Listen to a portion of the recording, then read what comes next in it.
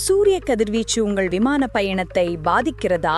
ஒரு பெரிய சோலார் கதிர்வீச்சு பிரச்சனையால் உலகம் முழுவதும் 6000 ஏர்பஸ் விமானங்கள் தரையிறக்கப்பட்டுள்ளன. வணக்கம், நான் பிரேயா. இது மும்பையிலிருந்து வரும் முக்கிய செய்தி.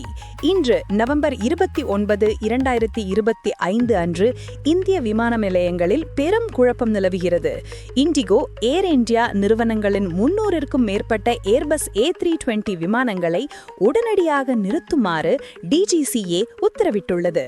காரணம், விமானத்தின் கணினியை பாதிக்கக்கூடிய தீவிர சூரிய கதிர்வீச்சு.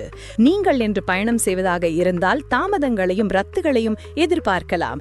இது இந்த செய்தியின் ஒரு நிமிட சுருக்கம். விரிவான அறிக்கைக்கு தொடர்ந்து இந்த செய்தியை பார்க்கவும். மீண்டும் வணக்கம்.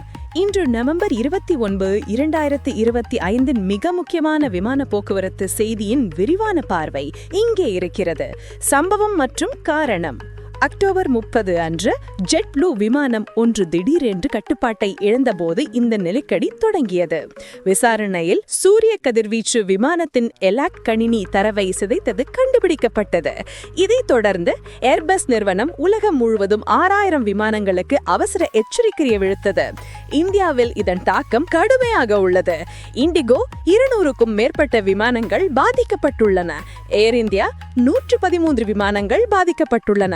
மொத்தம் 338 விமானங்கள் மென்பொருள் அப்டேட்டுக்காக நிறுத்தப்பட்டுள்ளன.